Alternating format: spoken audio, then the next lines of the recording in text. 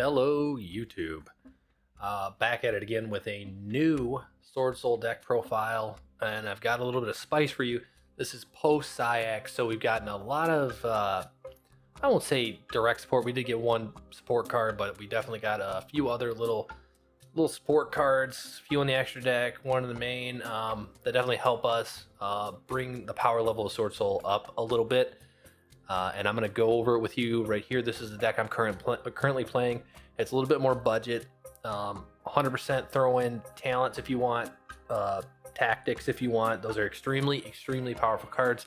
I just do not have them. This is my current profile. It's a little bit more budget oriented, but I'll go over those options as we go. So let's start obviously with our Swordsoul core. 3 Moyi, standard. Everybody knows what this does. 2 Taya, standard. Everybody knows what this does. 3 Long Yuan, again, standard. Everybody knows what this does. If it doesn't, very self-explanatory. I can do a more in-depth profile for you guys if you'd like.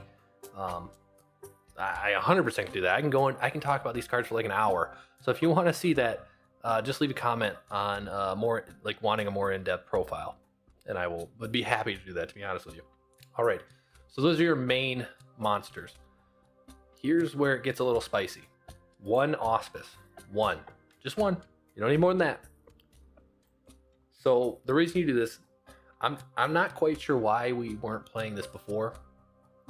I didn't even look at this. I didn't even look at this before because nobody talked about it. Nobody was playing it.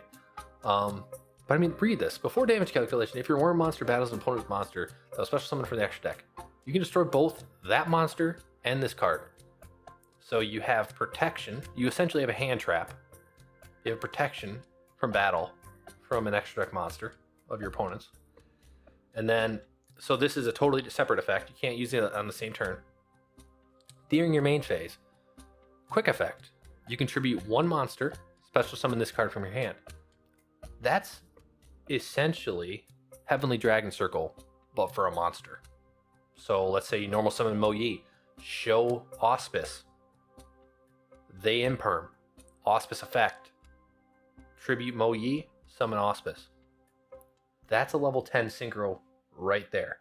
And you dodge the imperm. So you get your token, Auspice summons, you have a level 10 synchro play, like Barone. You have Barone on your second summon. Technically it'd be your third.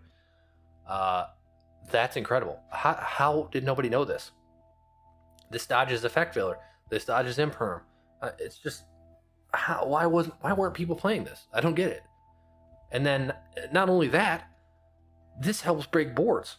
So if you're going into a board, for example, and they have a targeting negate monster, let's say you're doing since this is easy for me to remember, let's do a mirror. They try and negate it with a Shishao.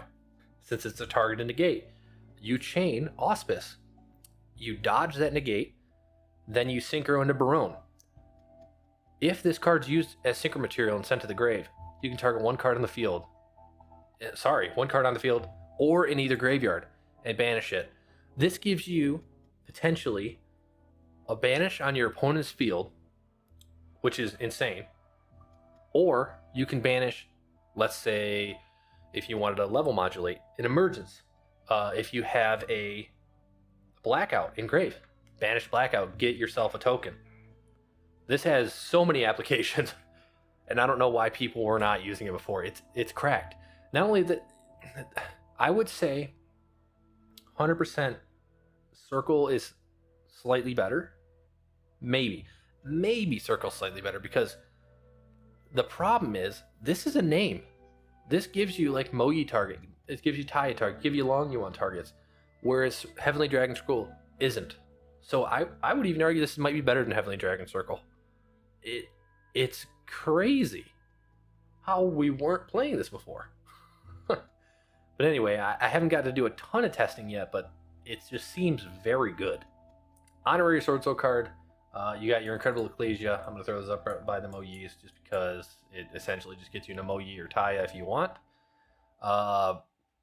Just so you know, a quick little tidbit, if you were playing the Iris Swordsoul, which not many people do, if let's say you were under skill drain, you can Incredible Ecclesia right into Iris, and then you at least have a 2500 beat stick. So that's not terrible. I don't play Iris. I'd love to, I wish she was a little less situational, but I don't play her. Okay. 3 emergence. Standard. You want your starters. Emergence is your best, probably your best starter, because not only can get you any one of these cards besides Incredible Acacia, it's a 1-card combo Taya. You know, if you have no other cards in your hand besides Swordsoul Emergence, Swordsoul Emergence into Taya, Taya Banish Emergence, and then you can get going. So it's an amazing card to have. Let's see. 1 blackout. I can definitely see the argument for 2. I only run the 1. 1 summit. Summit's just really freaking good. Great extender. Great at rebuilding a board. Great recovery. And it's searchable. It's a searchable Monster Reborn. I saw somebody say that Monster Reborn is better than Sacred Summit.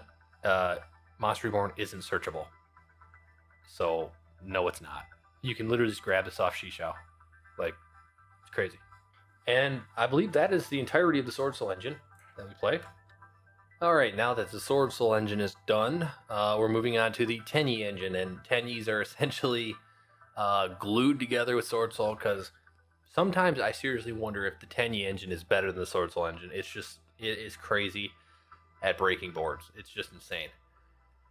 So, and honestly, sometimes I wonder if it's even worth running hand traps, like at all, because the Tenyis are so good.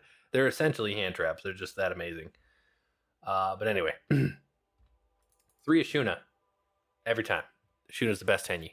I mean, special summon itself, he's basically an E-Telly for Tenyis. It's just crazy. The only downside is the locks you into worms, so if you can, hold off on using him until most of your stuff's already on board. So he's 100% a 3 of. Number 2, 2 Vishuda. Vishuda's amazing. Amazing removal. You essentially can get him on board, and you can clear an opponent's like scary monster before like you even commit anything to the board. So if you have a Vishuda in your hand, special summon Vishuda, link off into Monk, and then a Vishuda can bounce like anything. It can bounce a trap card if you're worried about a trap card. They can bounce a monster card if you're worried about a monster card. So like for example, Scareclaw, Reichheart, or Triheart, the Link 3 Scareclaw monster that sets all your monsters on field to defense mode, and it's unaffected by monster effects. He can kind of be a pain for this deck because we're so reliant on monster effects. So like Chang'Ying can't remove him. Vishuda can. Vishuda can remove him. He's just an extremely good card. I very much debate on running 3 just because it's so freaking good. And then for your recovery from banishment, at Hara, you can normal summon him. You can summon him off Ashuna. He recycles your banished cards. He's again another amazing, and he's a tuner. I mean, what more can you ask for? Like, this card's great. And then you're on the 1 Sathana. I have seen debates for Mapura instead, because essentially you could, if you summon your Mo Yi and you use Heavenly Dragon Circle to dodge a Imperm or something like that, summoning Mapara would be better than summoning Sathana if you wanted to go into Abaxia, because that would give you 2 spins instead of 1. But I can see the argument for Sathana if you're running Dragite, because Dragite requires a water monster in the grave to get its negate effect. Also, Sathana protects your monk. If your monk is destroyed, it destroys the monster that killed it, and it revives the monk. So I can see arguments for both. They're both very good. And I believe, well, we'll start with this. 2 Heavenly Dragon Circles. It's just an extremely good. It dodges card effects, so you can still get your tokens, and you can still continue your plays, and it's a quick play. And not only that, the next time it's your turn, you can just banish it and just add a Tenyi to your hand, which is freaking. If you're in a grind game, that is invaluable. So that's just a nice, really nice card to have. Now, this is where the spice comes in. Cyac added an amazing card to this deck that I think helps tremendously. The only problem is people are debating on running 2 or 3, because 3 can brick your hand, but you really do want to see one of it So, and it's not searchable. So yeah, this is really the star of the show. This is the whole point. We're like, so many people are making these Sword Soul profiles right now after Cyac. Or Ringo Worm, the dragon guarding the 100 apples. I am very much debating on running 3 because you really want to see this. A normal Sword Soul combo, if it's not an amazing hand, ends on, like, let's say Shishao Baron and Blackout. That's a very common Sword Soul hand. If you were extremely lucky, if you had, like, let's say, yeah, it would have to be essentially Mo Yi, Ashuna, and another Tenyi, you could end on 3 because Ashuna and any Tenyi can get you a level 8 synchro. So you could end on, for example, Shishao, Berserker, and Sinister Sovereign Longyuan.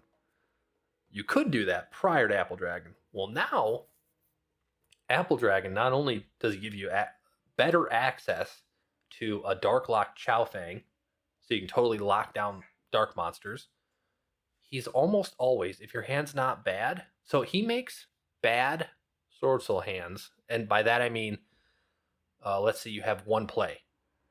Without him, you have one play. So, like, literally, if you just had Ashuna and him, that makes you have a Monk, a Shishao, and a Blackout. Just with those 2 cards. You don't even have to have Sword Soul cards to get that. And that's, like, Ashuna on his own did nothing. And now, at least with Apple Dragon, he gives you some. He, almost every time, if you have a decent Sword Soul hand and Apple Dragon, I don't know why I keep saying that, this Ringo Worm, really, it's an extra synchro monster. Think of it like that. So if you normally end on Shishao, Sinister Sovereign, or Baron, now it's Shishao, Draco Berserker, Baron, which is actually insane. Having a whole nother interaction, and you don't have to do that. Like, if you had Dragite, I mean, that gives you a Spell Trap negate, Baron, Omni negate, Shishao, Monster negate. That's 3 negates, and then if you had a Blackout, that's interruption. That, and we run, you'll see, like, 10 hand traps. So it's like, you'll probably have hand traps in your hand as well. So it's just, it really upped the level. It made mediocre Sword Soul hands great, and it made kind of bad Sword Soul hands decent. It didn't make terrible hands usable. It just made kind of bad ones decent. So it just upped the power level a little bit.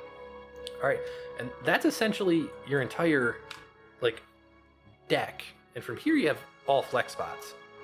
And you could even argue, a lot of people would argue, you have more. Like, you could remove some stuff. Like, some people don't play Summon, some people don't play Heavenly Dragon Circle. I recommend you do. Especially with Apple Dragon, Sathana is like a need to play. Like, it's a need to run with Apple Dragon. So from here, I would suggest Droll, 100%, 3 Droll. It's amazing, this format. What else can I say? It's just incredible, this format. I would suggest Gamma. 3 Gamma and Driver. So you want Driver. Where is he? Right there. So, let's say you do a Sword Soul Emergence Day Ash. You Gamma. You get your search with your Sword Soul Emergence. That's a free level 8. That's a free level 8. And also, it's just a great hand trap, this format. Like, if you're going second, it's just great to have. It's a very effective hand trap, this format. So, definitely a good one. The fact that it destroys. And then the other one I run religiously right now, and this is primarily in this deck, is Effect Veiler. Because Effect Veiler is a level 1 tuner. Special summon Ashuna, normal summon Veiler, and you can get your engine going just by doing that. Veiler is just an excellent card to have in your hand. If you have a barely playable hand, sometimes it makes it playable. And it's still a good hand trap. It's not as good as Imperm, like not as good as Infinite Impermanence, but Infinite Impermanence is kind of expensive, and Veiler is not. And it's usable, like, especially usable for engine.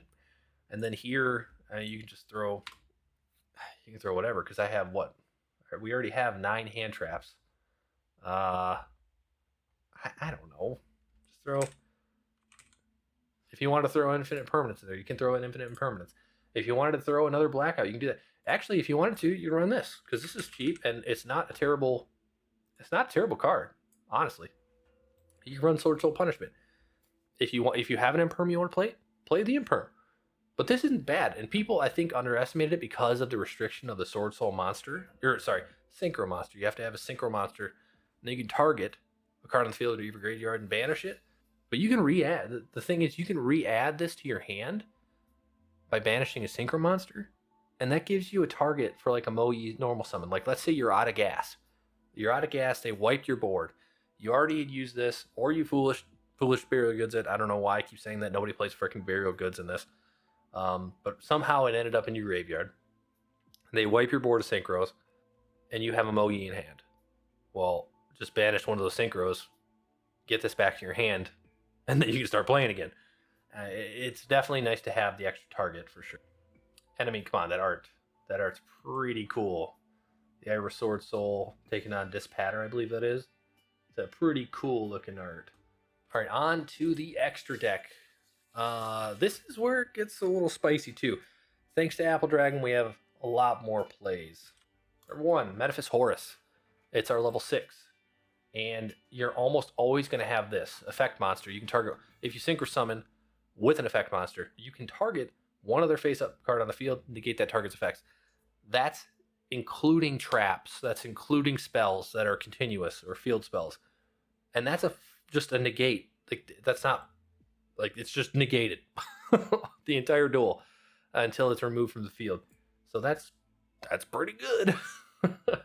A lot of people will play Satellite Charge Warrior. I wouldn't blame them, but a lot of the times if you want to synchro climb, you need a worm, and Horus is a worm. But I'm definitely not going to fault you if you want to play Satellite Charge Warrior or Coral Dragon.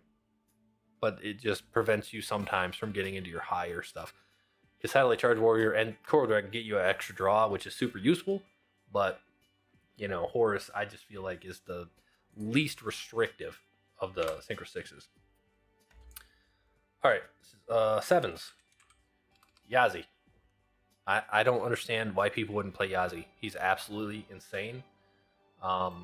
Just wild. He's just wild.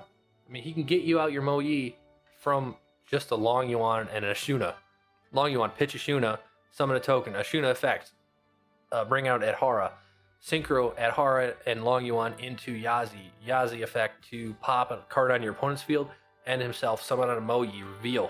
Like, or a Taya. Like, not only is it popping a card on your opponent's field, it gets you access to Taya or Moe, which is extremely important sometimes.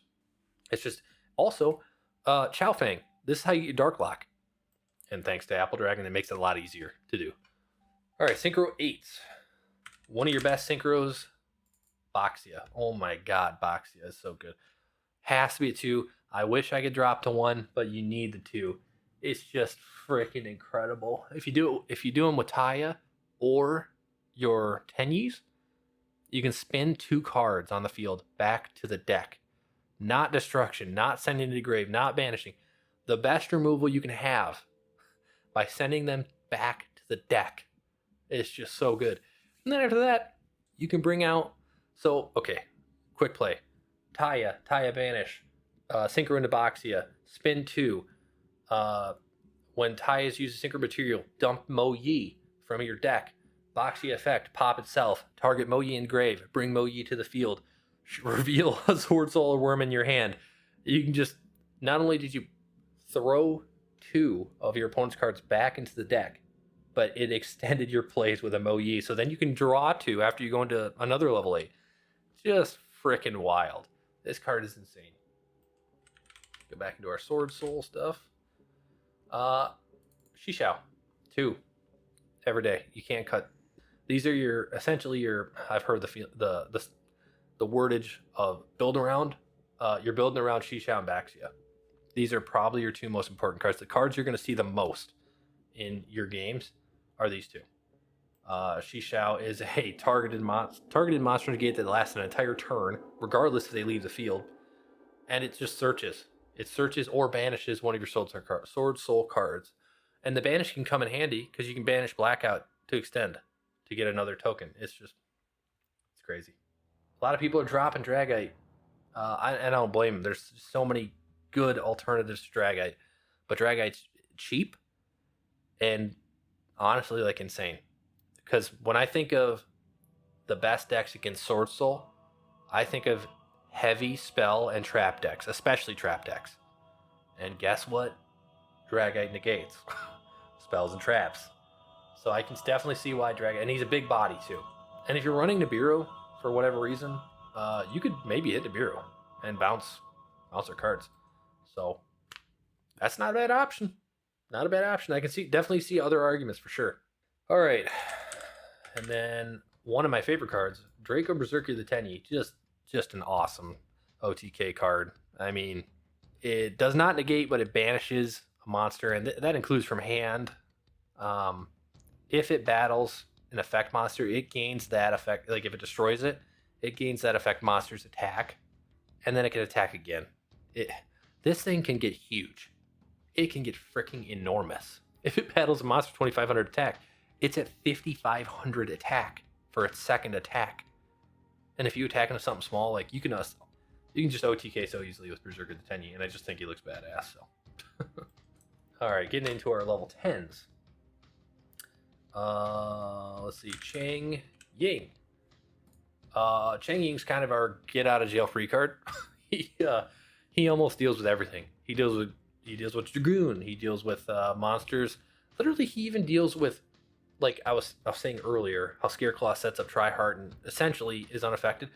But the thing is, if we have enough banished cards, we can at least stalemate the Tryhard. Like he can't hit over us because we lower his attack and he raises his own. So at least he can gain us time to get rid of the Tryhard. But I mean, he outs Dragoon. Because he's a non-target banish. One from field, one from grave. And he protects himself from destruction. He gains 100 attack and defense for every banished monster, and the opponent loses that much too. I think he's underestimated. He's extremely good at going second. And if you pair him with Blackout, sometimes I wonder if I should just go into him instead of Baron, to be honest with you. He's just so good. This next one's my favorite. This is my favorite to go into. Sinister Sovereign, Qixing Longyuan, I believe that's how you say it. This card is just an absolute freaking menace, man. Just an absolute menace. Decks that use continuous spells and or field spells, this really hurts. And it can also stop things like Skill Drain, unless they can negate his effect. So, let's say for example, Labyrinth flips Skill Drain on you. You just chain Sinister, banish the Skill Drain before it has a chance to activate.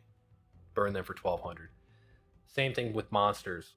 A monster summoned, and ideally you want to do this before they get to their big boss monster, because most big boss monsters have quick effects to negate or quick effects to destroy. So you'd be trading, but 2 interruptions plus 1200 per interruptions per turn, he can really crank up. Like I'm always debating on between him and Barone. Barone's only at 1 interruption. 1. If I'm going first, I almost want to go into Sinister Sovereign over Barone almost every time. Now going second's a different story. Barone's definitely better going second because you can utilize her pop effect, and it also gives you protection when you're going for game. But going first, I would argue Sinister is better. And then obviously the obligatory Barone de Fleur, like just an absolutely wild card, just a crazy card. Everybody plays it for a reason. It's just an Omni negate, and on your turn you have a targeted destruction. Just crazy. 2 Monks of the Tenyi. I could see the argument for 3. I really can. But I've almost never needed the 3rd. I think if you're playing right and outside of the grind game, you don't need 3. Especially with the way the games are moving so fast nowadays, 3 is just not needed. Shaman of the Tenyi. Another just amazing card for recovering from grave. I mean, this helps extend your plays to, let's say, even with a mediocre hand now, you can still get out 3 synchro summons if you use Shaman tech. So with Apple Dragon, you could go into, let's say, Shishao. Apple Dragon effect to banish itself to go into a Barone. Banish itself, have a tuner. Use your Shishao and that token to go into Barone. Then let's say you have extra Tenyis on the field to go into Shaman, bring back that Shishao, so then you have a whole nother interaction the next turn. Shaman's just really freaking good. Now here is your flex spot. I have so many options. You can have so many options you can play. So Chaos Angel, if you have the money for it right now, amazing card. You can always make it with the light synchro or the light monster to synchro into it. So then all your synchro monsters are unaffected by monster effects. Just completely unaffected. And he's huge.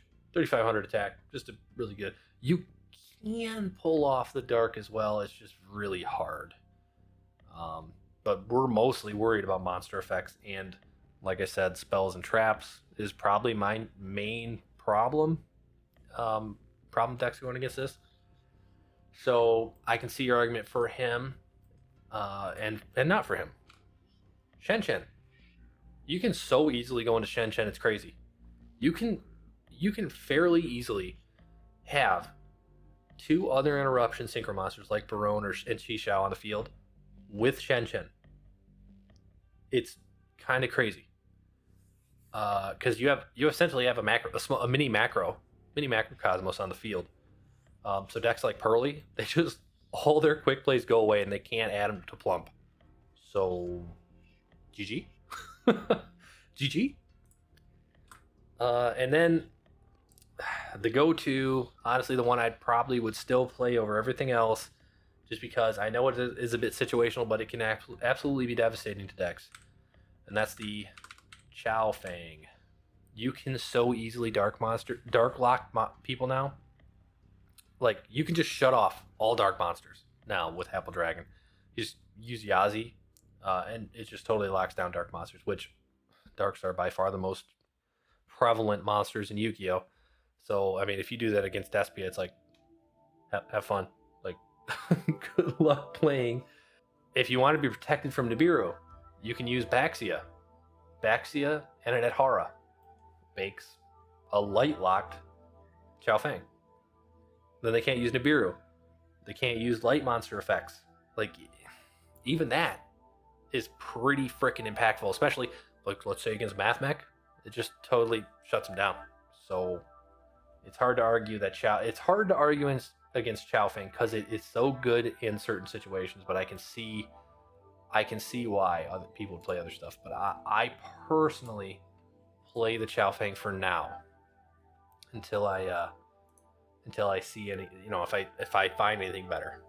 For the side deck, evenly matched. I mean, I feel like everybody's playing it now. It's just a really good board breaker now because there's less negates than ever. To be honest, not many people negate anymore. Swordsoul is one of the few decks that still negate. I know Mathmech has a negate, but yeah, I mean, what has negates? Cashier doesn't have negates. Pearly doesn't have negates. I mean, all the main ones don't have negates, so evenly matched destroys them. Rivalry of Warlords. It's not as impactful as Gozen, but it barely affects us at all. It stops your Ringo Worm, and it stops your non-worm extra deck monsters, but you can still set up a hell of a board with Rivalry on the field. And usually, unless it's like a trap deck, it affects your opponents more than me. It fucks up cash. Like, it screws cash. It's definitely not a bad one to have on the side. So you could do the Nib. Nib's still decent. Not bad. I don't know if I'd run 3, maybe 2. Ogre isn't bad. Ogre is not bad. Hits field spells, hits continuous spells, hits monsters sometimes. It's not terrible. If you really wanted to go the trap route, it really screws a lot of. If you're going first, I promise you, anti-spell is really freaking good. It just shuts down certain decks. It just shuts them down. Like, they can't do anything. Am I an asshole? Am I an asshole? Yeah, probably. But I'm not here. Like, when I'm playing casually, I won't do that. But if I'm in a tournament, I'm playing to win. I don't care if I'm an asshole. All right, and then there's a few other options you could do here. We have 2 open slots. If you wanted to do it like this, if you wanted to, okay, let's give us more options. So 2, 2, 2, 2. Because the thing is about a lot of these, you don't want to see two of them in your hand. Let's say you side in your floodgates. You don't want to see one of them in your hand, so two might be the better option. Dimensional barrier, not a bad one to have whatsoever. If you're going first, this can just shut down decks. Like cash shuts down. Like we know what it does. And then your final hand trap that you can run that some might think is a little weird, Shifter. If you're playing against a deck that can't play under Shifter, throw in some Shifters. Like we can play under Shifters. That's why I feel like Swordsoul has a very strong matchup against Kashtira, is because we can play under that macro. It's not that bad, especially if you have your Tenyi plays. Oh my goodness, special summon one of them. All you need is Vishuda. Vishuda's so freaking good, man. He banishes himself anyway from hand to spin one of their cards. Like he's just wild. But yeah, anyway, this is what I would suggest if you wanted to remove some of the hand traps. Like if you didn't want to play Gamma and you instead wanted to play like the Thrust Tactics package, I would definitely suggest that. If you wanted to play Imperm instead of Veiler, you can definitely do that. Like I said, the only reason I'm playing Veiler is number one, it's way cheaper, and number two, it actually works as a tuner for your deck. Like it helps you extend plays if you need to. It can be used to get your stuff going. But yeah, that is the profile. Sorry it's so freaking long. I really need to learn to cut these down a bit. But if there is anything in here that you want some explanation on, if you want to see a combo video, if you want to, I don't know, just say, hey man, you're awesome, I appreciate the content, leave in the comments down below. I'd love to hear from you. And if you enjoyed the content and you want to see more of it, hit the subscribe button, the like button, and yeah, I'm actually planning on doing an RL deck profile, and maybe in the future even doing some real life matches at my locals, or just casually. If you want to see that stuff, definitely let me know. I'd love to be doing that. But yeah, hopefully you enjoyed it. I'll talk to you guys later.